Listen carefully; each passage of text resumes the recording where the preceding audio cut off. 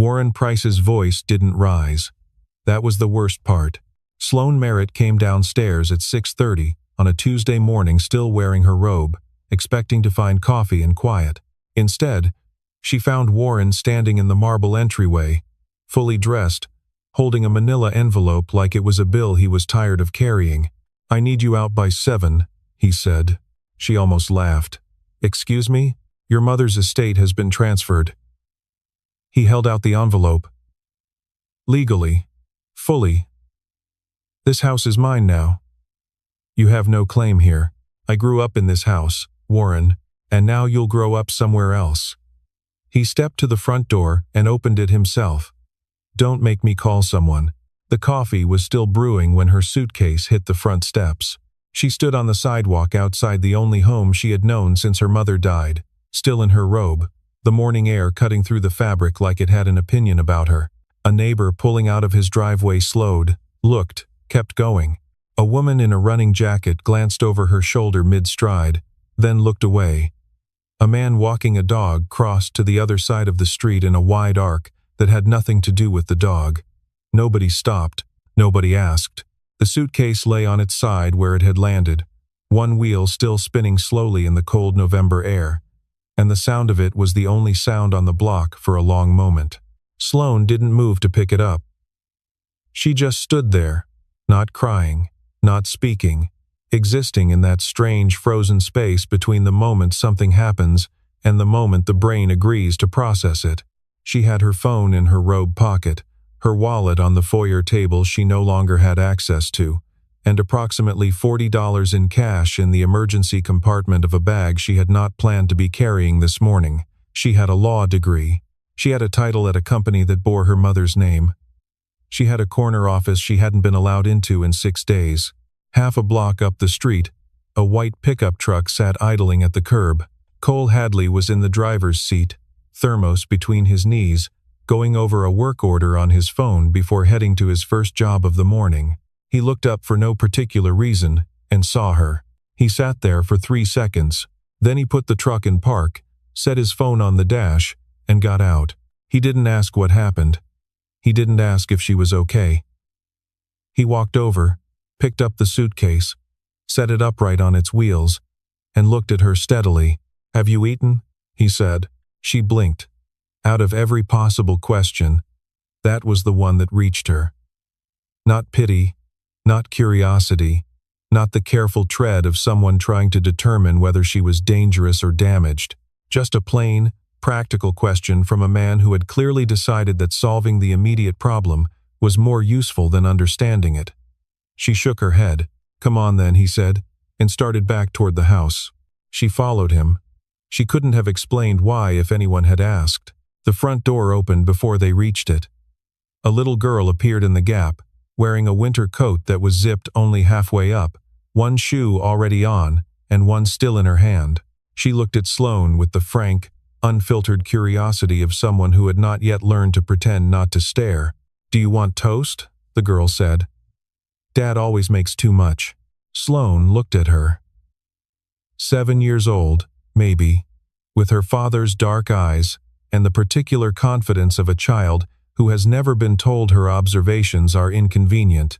Sloane opened her mouth, and nothing came out. Cole touched his daughter's shoulder. "Lily, go finish getting ready." "I am ready." "The shoe, Lily." Lily looked down at her hand as though surprised to find the shoe still in it. She disappeared back inside, and Cole pushed the door open wider and waited. The kitchen was small and warm and smelled like bread and coffee.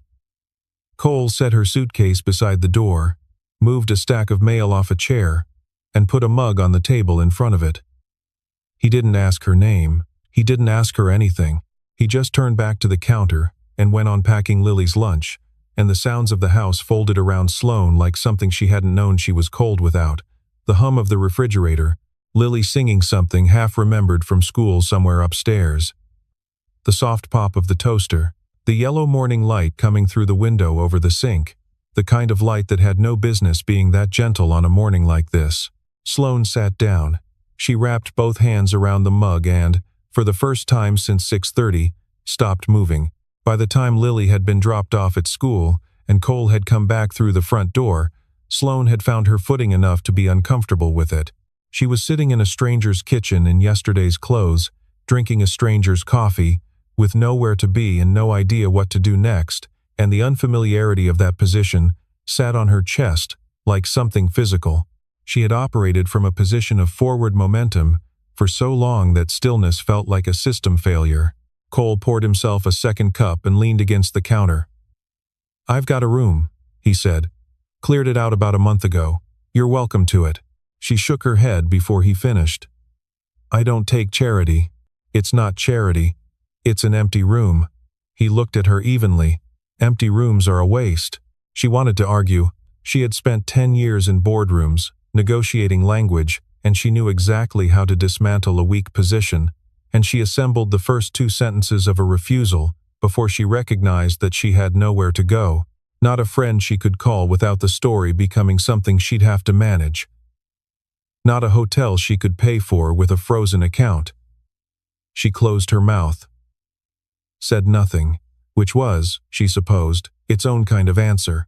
The room was small and plain: a bed, a dresser, a window that looked out onto the side yard, and a hydrangea bush that had long since gone dry for the season. There was a desk against one wall, cleared but not quite clean, with a faint ring from a coffee mug that had sat there long enough to leave a mark.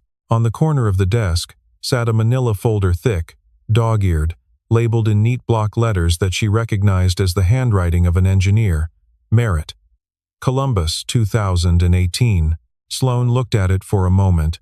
Then she set her suitcase down and didn't open either the folder or the bag. That afternoon, Lily came home from school and immediately found Sloane and pulled her by the wrist into the living room to look at photo albums. This was apparently non-negotiable. Lily narrated with the intensity of a documentarian who had been waiting for an audience her entire life. There were pictures of Cole at different ages, younger, in different clothes, different contexts.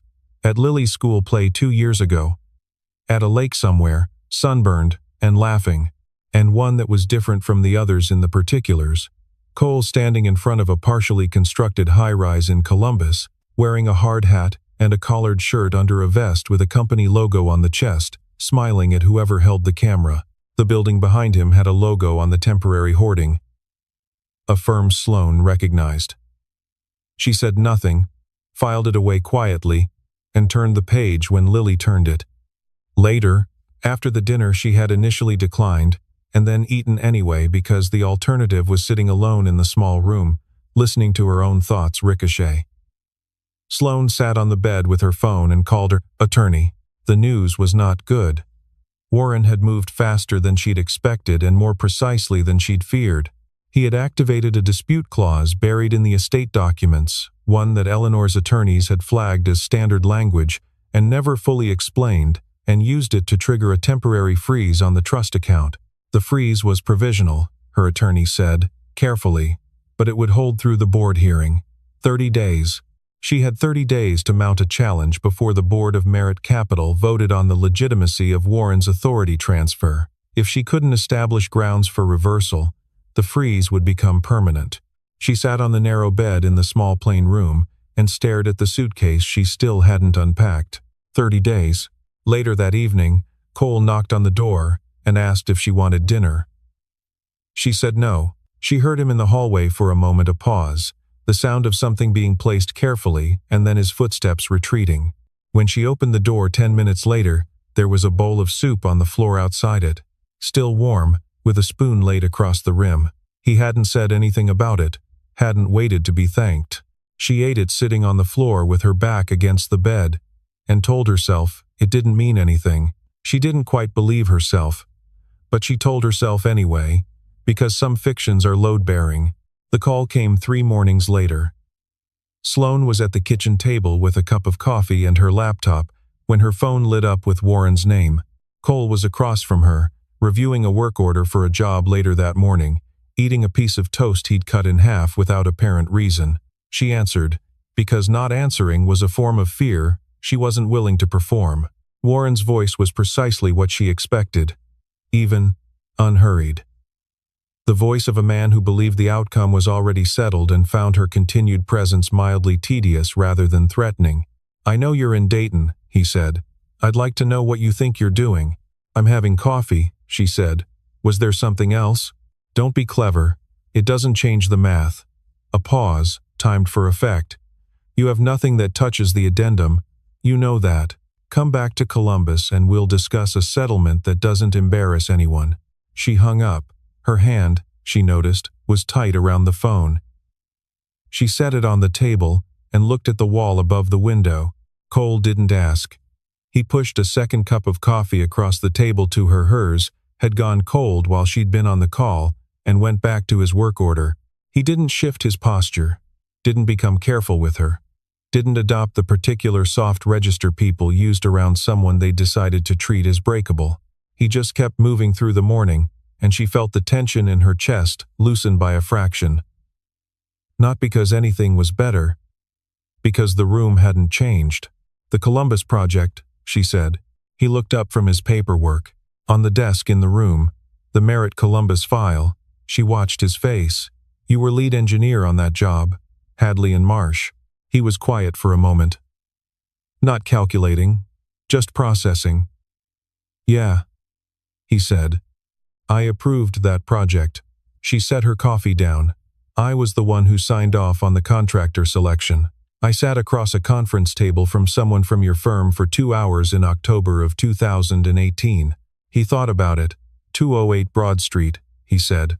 "Conference room on the 14th floor. You had a green coffee mug with a chip on the handle." Something shifted in the room. Not dramatically, no music swelled, nothing changed in the light. The refrigerator went on humming, but the particular quality of the silence between them became something different. They had been strangers, then a woman in need of shelter and a man who provided it. And now, without either of them having moved, they were something that didn't have a clean name yet. Something that required a moment to simply sit with. They had stood on opposite sides of a conference table signing papers, while both of them were entirely elsewhere in their minds. Her thinking about the quarterly review coming up the following week, him thinking about load calculations or material delays, or whatever occupied a man who was also, at that time, watching his wife get sicker and pretending at the office that she wasn't. They had been in the same room, and neither of them had truly seen the other. She wasn't sure what to do with that. She sat with it for a while and said nothing more, and Cole went back to his work order, and outside the kitchen window, a gray November sky pressed down over the neighborhood. It was Lily who opened the door, in the way that children do not because they have a key, but because it does not occur to them that doors are ever really closed. They were eating dinner 4 nights after the phone call when Lily looked up from her pasta and said, with the directness that had apparently been distributed to her at birth in lieu of a filter, "How come you don't go to your office anymore, Dad?" "Miss Patterson said her dad goes to his office every day." Cole set his fork down. He glanced at Sloane, not for permission, just a reflex, the small automatic check of someone who had grown used to being the only adult in the room and was still adjusting to company. Then he looked back at Lily. "I used to have an office," he said. "A big one, with a window that looked out over downtown. What happened to it?" He was quiet for a moment, not the quiet of someone deciding whether to answer, but the quiet of someone deciding how much of the true answer to give to a 7-year-old who deserved honesty but didn't need everything at once. "When Mom got sick," he said finally, "I wanted to be home more, so I changed what I did for work." He picked his fork back up. "Now I can pick you up from school." Lily considered this with great seriousness, chewing slowly. "Every day? Every day." She seemed to find this satisfactory and returned to her pasta. Cole didn't look at Sloane again, but she was watching him. Dana had died in the spring of 2020, a cerebral hemorrhage, sudden and complete, the kind that doesn't leave time for preparation or goodbyes. Cole had been a named partner at Hadley and Marsh by then, with a staff of 40 and projects in 4 cities and a reputation in commercial construction that had taken 12 years to build. He had sold his share of the firm within the year, moved back to Dayton, where Dana's mother still lived. Taken on electrical contracts, residential and light commercial, the kind of work that ended at 5 o'clock and left him no reason to miss anything that mattered. The folder on the desk had been sitting there because he hadn't bothered to move it, not because he was holding on to it. Sloane set her fork down. "My mother died 14 months ago," she said. He looked at her. She built Merit Capital from nothing. Started in a one-room office in Cincinnati when she was 32 years old. With a business loan she spent 8 years paying back. She ran it for 26 years. Sloane looked at the table between them.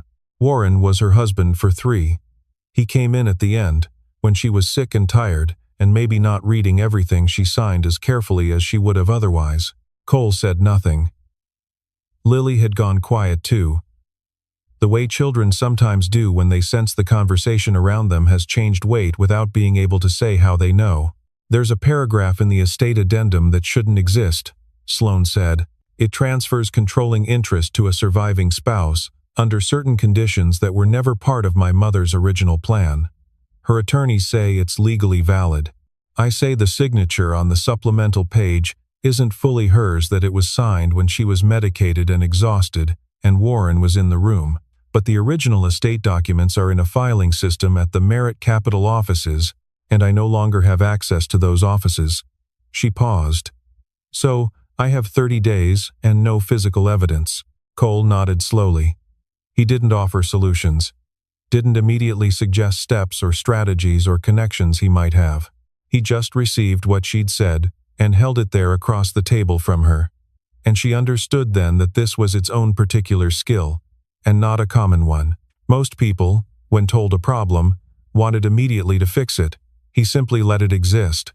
Lily climbed out of her chair without announcement, walked around the table, and climbed into Sloane's lap as though this were an obvious and ordinary thing to do.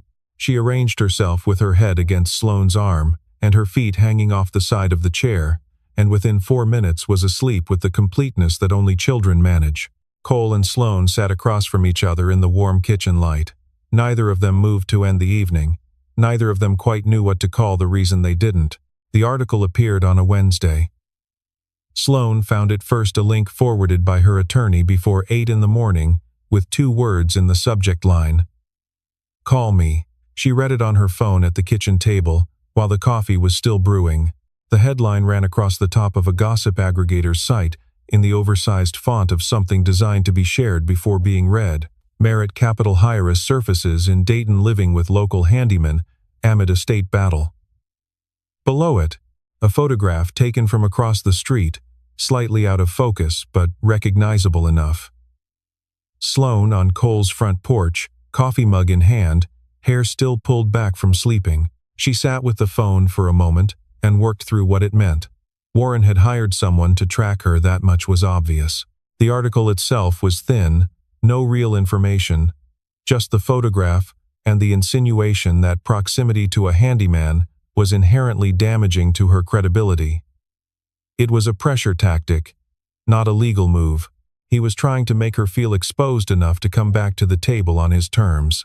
She recognized the structure because she had watched her mother refuse the same kind of pressure from difficult vendors for 20 years. She was still thinking through it when Cole came in from the garage, wiping his hands on a cloth. She turned the phone so he could read it. He stood there for a moment, hands at his sides, face neutral in the way that could mean he felt nothing or could mean he felt something he'd decided not to display. "You want to leave?" he said. "No." He nodded once. Then he took the phone, set it face down on the counter, and poured 2 cups of coffee. He handed her one, kept one, sat down across from her, and resumed the morning like nothing in the room had been rearranged. Because, as far as he was concerned, nothing had. She watched him. He picked up the work order he'd been reviewing before and went back to it with the same attention he'd given it before she showed him the article. It was, she thought, a remarkable thing, not the absence of concern, but the decision not to let concern become the shape of the room. She had worked alongside people who performed calm while visibly vibrating with anxiety. This was different. This was a man who had already decided what he thought about the situation and saw no reason to revisit it. Lily came downstairs while they were still sitting there, backpack over one shoulder, and stopped in the kitchen doorway when she registered the particular quality of the adult silence. "What happened?" she said. "Nothing important," Cole said. Lily looked at him, then at Sloane. then back at Cole, with the evaluating expression of someone who had spent 7 years learning to read the gap between what adults said and what they meant. She appeared to reach a conclusion she kept to herself. She took an apple from the bowl on the counter and left for the bus stop, and the back door swung shut behind her, and the kitchen was quiet again. Sloane set her coffee down. "He's going to keep doing this." "Probably," Cole said. "He has more resources than I do right now. He can make things uncomfortable." Cole looked at her steadily. "Has anything actually changed?" She thought about it. The account was still frozen. The hearing date was still 30 days out. She still had no access to the Merit Capital files. The article changed the optics of her situation for people who read gossip aggregators and drew conclusions from photographs, and Warren knew exactly which board members were susceptible to that kind of pressure. But nothing had changed in the room she was sitting in. "No," she said. "Then we keep going," he said, and turned back to his work order. Bev Callahan appeared at the back door 40 minutes later, which Sloane had gathered was her standard entrance. She was 64 years old, with white hair cut short and practical, and the expression of a woman who had stopped being surprised by people somewhere in her early 40s and hadn't looked back. She had a folded printout of the article in one hand and a loaf of banana bread in the other. "Well," she said, dropping the printout on the table like evidence, "Warren Price. I know that name." Sloane looked up. "I worked clerk in Columbus Civil Court for 22 years, Bev said, pulling out a chair without being invited. "Price tried to push through a trust restructure about 4 years back. Different wife, different situation, same basic architecture. She cut herself a slice of the banana bread she'd brought. Judge threw it out on documentation grounds. His attorney had gotten sloppy." She looked at Sloane over the top of her reading glasses. "You've got a documentation problem, don't you?" "It wasn't a question. The original addendum is in a building I can't get into," Sloane said. Bev chewed thoughtfully. "Eleanor Merritt." "Your mother?" "Yes. She used Hargrove and Pine for her estate work until around 2019. Then she moved to a bigger firm." Bev set the knife down and folded her hands on the table. "But before that, she used a notary on the south side of Columbus. Old shop, paper files, still operating. Run by the same family for 30 years. If any of her pre-2019 documents went through that office, there will be physical copies, in boxes, in a back room." Sloane was very still. "That would predate the addendum." "It would predate a lot of things," Bev said, "which is exactly the point. The notary office was on the south edge of Columbus, in a strip of storefronts that had decided not to update since the highway was rerouted." The woman at the front desk pulled up the archive request form before Bev finished her first sentence, and the two of them exchanged the wordless understanding of people who had spent careers in rooms where paper was the only record that mattered. The records from 2018 took 23 minutes to locate, filed under Merit Columbus 2018, the original notarized contractor agreement, the performance bond documentation, the owner, authorization signature pages, notary stamps dated, signatures dated, a chain of custody clear and unbroken, and sitting in a cardboard box that hadn't been opened in 6 years. On the third page of the witness log, under a column labeled Third-Party Attestation, was a signature. Cole Hadley. Sloane read it twice. She looked at Bev, who was already looking at her. "Same date," Bev said quietly. "Same office. Your mother was in this building on the same day, signing her own documents in the second conference room." She tapped the line once. "His signature establishes the chain. He can testify that these documents existed in this form on this date before Warren touched anything." Sloane drove back to Dayton without the radio. Cole was in the driveway when she pulled in, and something in her face made him set down his tools before she said a word. She showed him the witness log, explained what it meant, told him what she needed. He was quiet for a moment. "I don't remember everything I signed that day. There were a few different documents. You don't need to remember the content. Just confirm your presence and attest to the signature, and that locks the date." "That locks the date." He looked at the page one more time. "If my name on that log helps you, I'll go to court." She had heard more promises in 10 years of corporate work than she could count, and most of them had come attached to conditions that surfaced later like fine print.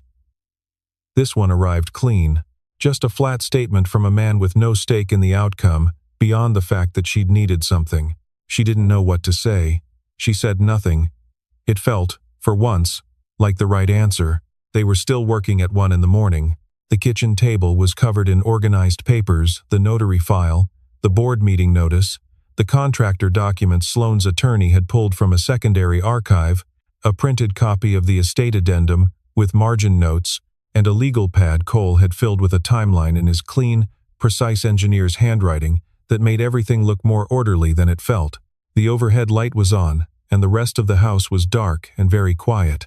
They were going through the transfer timeline for the third time, cross-referencing dates, when their hands landed on the same page at the same moment.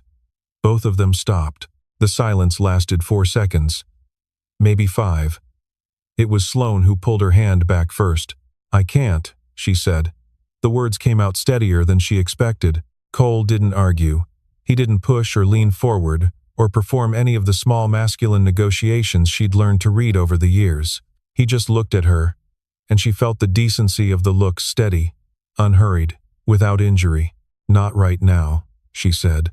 "Not while this is open. I can't hold something uncertain while I need everything else to be certain." He nodded. He stood up from the table, went to the kitchen window, looked out at the dark yard and the neighbor's porch light across the fence. A long pause. "Okay," he said. Just that one word. From upstairs, after a moment. "Dad?" Lily's voice, small and sleep, roughened, traveling down through the ceiling. "I can't sleep." Cole turned from the window. He looked at Sloane once more, not with regret, something more patient and more long-range than that, and went upstairs without another word.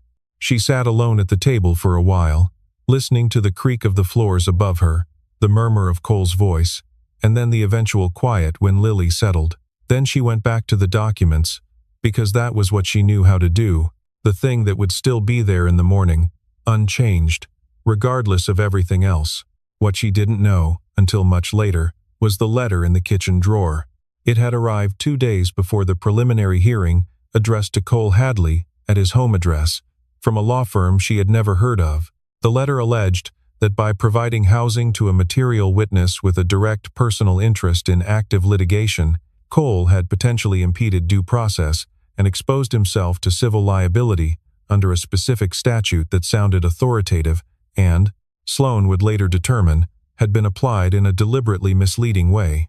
The language was crafted to be frightening to someone without a legal background. It was not as powerful as it wanted to appear.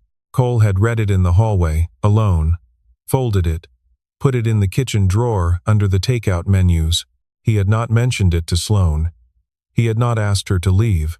He had made dinner and helped Lily with her spelling homework and stayed up late going through the documents and said nothing at all, because he had decided what he was going to do, and the letter didn't change it. The Merit Capitol building in Columbus was 42 stories of glass and steel in the center of the business district, and Sloane had walked through its lobby more than 300 times in 6 years. She knew the faster elevator bank on the left side. She knew which security guard brought homemade food on Fridays. She had worked late in this building the night before quarterly reviews, had eaten takeout at her desk on the 17th floor, had once fallen asleep in a conference room chair and been woken by the cleaning staff at 2 in the morning. She walked through the front doors on the morning of the board hearing and felt, briefly, the vertigo of returning to a place that used to belong to you. Then she walked to the elevator and went up. Warren was already in the conference room, navy suit, French cuffs, the stillness of a man who believed the outcome was settled before the meeting was called. 7 board members sat around the table, some she had worked with for years. Some looked at her with the careful neutrality of people who hadn't yet decided which way to fall. Her attorney opened the presentation. The notary file. The dated witness log. The full documentary chain showing clearly that the supplemental addendum's language could not have predated the foundational documents it purported to amend. Then the sworn statement from Cole Hadley, delivered to the board's counsel the previous evening, attesting to his presence at the notary office and confirming the document chain. Warren leaned toward his attorney. A brief exchange. Then he addressed the room. "The witness in question has been living in close personal proximity to Miss Merritt for the past 3 weeks," he said. "Any testimony he provides is subject to significant credibility challenges. I'd ask the board to weigh that appropriately." 2 members shifted in their chairs. Sloane watched them. She stood up. Her attorney started to rise. She touched his arm, and he sat back down. She did not look at Warren. She looked at each of the 7 people around the table in turn, not a sweep, but individually and steadily, the kind of eye contact that requires something from both parties.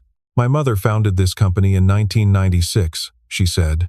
"She started with 4 employees, a rented office, and a loan she spent 8 years paying back. She ran Merritt Capital for 26 years. She did not build a company of this size and then casually hand controlling interest to someone she had known for 37 months.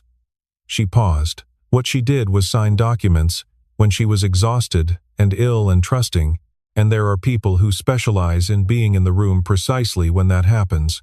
She opened the second folder. "This is a financial analysis of fund movements within Merritt Capital's development portfolio over the past 14 months. $4,200,000 were withdrawn in tranches from the Capital Development Fund and transferred to a holding entity called Price Meridian LLC, registered in Delaware, controlled by Warren Price's brother-in-law. The transfers were logged as consulting fees. No consulting services were delivered." She waited while they read. "This is not an estate dispute.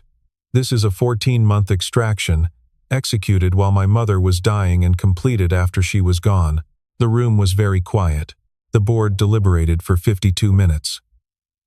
When they returned, the chair read the result without preamble. Warren Price suspended effective immediately, pending a full financial audit. Documentation referred to the SEC. An interim structure within 72 hours. Warren left without speaking. The door closed. Sloane stood in the hallway and felt the specific exhaustion that arrives not during difficulty but immediately after it, when the body finally agrees it is allowed to let go. She took out her phone and called Cole. "It's done," she said. A pause. Not surprise, more like the sound of someone setting something very heavy down carefully. "Good," he said. Quiet and plain and completely sufficient. She drove back to Dayton that afternoon without letting herself think too carefully about what she was doing or construct a justification for it. She had a moving appointment the following week, a sublet lined up in Columbus, walking distance from the Merritt Capital offices. A plan, properly speaking, with a timeline and a sequence of steps. Cole's truck was in the driveway when she pulled up. Lily was in the backyard, attempting to teach herself a cartwheel with the methodical persistence of someone who had decided mastery was a matter of repetition and was prepared to repeat indefinitely. Cole was sitting on the back steps, watching her with the particular quality of stillness that belonged specifically to him, not passivity, something more deliberate than that, the stillness of a man who had decided where to be. Lily spotted Sloane first and ran at her immediately. She hit Sloane at approximately waist height and held on with both arms. "Are you going?" she asked, face pressed into Sloane's jacket. Sloane looked over Lily's head at Cole. He was watching both of them. He didn't say anything. "I have some things to sort out," Sloane said. Lily pulled back and looked up at her with the particular directness that she had apparently neither inherited nor been taught but simply arrived with. "That's not what I asked. I'm going to try to come back." Lily considered this. "That's still not." "Lily," Cole said from the steps. "Not sharp, just even." Lily released Sloane, studied her face for a final moment, with the gravity of a 7-year-old rendering a verdict, and returned to the lawn and the cartwheel project, which she appeared to treat as having been resolved. Sloane carried her things out to the car in 2 trips. Cole helped with the second without being asked, just picked up the larger bag when she was heading out the door and followed her to the car and set it in the trunk. He didn't offer to carry everything, didn't hover, didn't fill the space with words. She closed the trunk. They stood in the driveway in the late afternoon light. "Thank you," she said. The words felt inadequate for the full weight of what they were meant to cover the soup outside the door. The second cup of coffee pushed across the table. The courthouse, the letter he hadn't shown her, all of it. He seemed to understand this without requiring it to be explained. "Drive safe," he said. She got in the car. She backed out of the driveway. She drove half a block down the street and pulled over. She sat there with the engine running and did not entirely understand why she had stopped. Or, she did understand, and wasn't ready to look at it directly yet. She opened the center console to get her sunglasses and found a folded piece of paper that hadn't been there before. She unfolded it. It was written in blue crayon, in the large, careful printing of a second grader who was very serious about being understood. Miss Sloane. When you remember, you have a home. Come back okay. Lily, age 7. Sloane held the note with both hands. Her phone rang. Cole's name on the screen. Did you make it? He said when she answered. She looked at the note. She looked at the street through the windshield. She looked in the rearview mirror at her own face, and for the first time in longer than she could accurately calculate, the person looking back at her did not appear to be running from anything. Not quite, she said. He didn't ask what she meant. He waited. I'll get there, she said. Okay, he said. They hung up. She sat for another minute, and then pulled back into traffic and drove toward Columbus, and let herself slowly, and without making a production of it, begin to believe in the possibility of something other than what the last 14 months had been. 3 weeks later, on a Saturday morning in early December, Sloane parked in front of Cole's house and sat in the car for a moment before getting out. She had not called ahead. She had driven from Columbus with no specific plan and no rehearsed explanation, because every explanation she assembled felt dishonest in the ways that mattered. She had simply gotten in the car and driven. That was closer to the truth than anything else. Cole opened the door before she knocked. Not necessarily because he'd been watching, though perhaps he had been, a little, but because Lily had spotted the car from the front window and announced it at full volume, with the subtlety she consistently and cheerfully declined to develop. He looked at Sloane. She looked at him. Hi, she said. Hi, he said, and stepped back from the door. She came inside. The house smelled the way it always smelled: coffee, something warm in the oven. The particular lived-in quality of a home that belongs to someone who inhabits it fully and without apology. Lily appeared from the kitchen still holding a spatula, wearing an apron 3 sizes too large that she had claimed as her own, and pointed it at Sloane with the authority of someone whose patience had been tested. We're making pancakes, she said. You're late. Sloane looked at Cole. He was watching Lily with an expression she had seen on him a handful of times, now quiet, unguarded, the expression of a man who was exactly where he meant to be and had no plans to be anywhere else. I'll get another plate, he said. They ate at the kitchen table, the 3 of them, in the comfortable particular noise of a Saturday morning with nowhere it needed to be. Lily talked about a diorama she was building for school, something involving a rainforest and an implausible number of cotton balls that she had strong and specific opinions about.